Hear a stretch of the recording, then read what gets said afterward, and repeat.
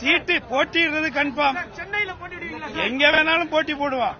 தமிழ்நாட்டில் 234 தொகுதியில தமிழக முதலமைச்சர் அண்ணன் தளபதியார் அவர்கள் எங்கே சீட்டு கொடுக்கிறாங்களோ அந்த இடத்துல நின்று கடந்த 5 ஆண்டுகளில் தளபதி அவர்களும் திராவிட அரசும் செய்த சாதனைகளை மக்களிடத்தில் எடுத்து சொல்லி இன்றைய சூழலில் தமிழகத்திற்கு இன்றைக்கு நீங்க பார்த்திருப்பீங்க. நேத்து நம்ம டெல்லியினுடைய முன்னாள் முதலமைச்சர் கெஜ்ரிவால பாத்தீங்கல்ல, அவர் எப்படி அழுதாருன்னு பாத்தீங்கல்ல. எப்பேற்பட்ட ஒரு பாதக செயலை இந்த பாஜக அரசு செஞ்சிச்சுங்கிறத இன்னைக்கு நீதிமன்றத்தினுடைய நீதியரசர்கள் சொன்னாங்கல்ல.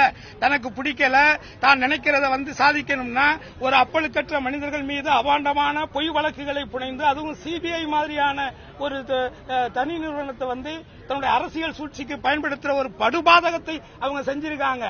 அன்றைக்கு நேற்றைக்கு கெஜ்ரிவால் சிந்திய கண்ணீர் என்பது பாஜகவினுடைய ஒவ்வொரு வீட்டிலையும் அது எதிரொலிக்குங்கிறது என்னுடைய கருத்து. சீட்டு கேட்டிருக்காங்க. நமக்கு தெரியும் நம்ம ஸ்ட்ரென்த் என்னன்னு தெரியும். அதே மாதிரி இன்றைக்கு புதிய வரவுகள் கிட்டத்தட்ட 13-14 கட்சிகள் வந்திருக்காங்க. இவங்க எல்லாருமே இந்த பாஜகவினுடைய ஒரு பாதக செயலை தமிழ்நாட்டில் இடம் கொடுக்க கூடாது, அதுக்கு வழிவகையில் நம்மளே ஏற்படுத்திவிடக் கூடாது அப்படிங்கிற ஒரு உயர்ந்த எண்ணத்தில் எல்லாருமே ஒன்று சேர்ந்திருக்காங்க.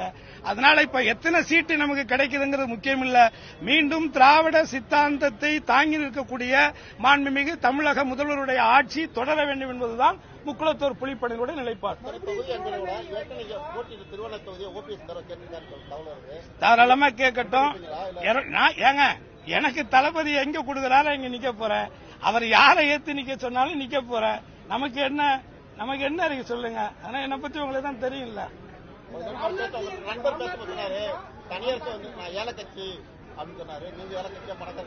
நான் ஏழையா பணக்காரனாங்கிறது முக்கியம் இல்ல. மனசால் நான் மிகப்பெரியவன், பறந்தவன். அதனால தேர்தலுக்கு பணங்கிறது தேவைதான், அது இல்லைன்னு சொல்லல.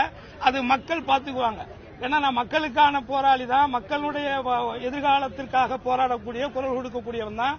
என்னுடைய ஒட்டுமொத்த முக்குளத்தோர் சமுதாய மக்கள் மீண்டும் தமிழக சட்டமன்றத்திலே அவர்களுடைய நீண்ட நாள் கோரிக்கைகளை வலியுறுத்துவதற்கு ஒரு பிரதிநிதி வேண்டும் அப்படிங்கறது அவங்களுடைய ஆசையை தவிர இதுல பணம் ஒரு பொருட்டல்ல நான் நினைக்கிறேன். இந்த தேர்தலில் தொடர்ந்து விஜய் திமுகவே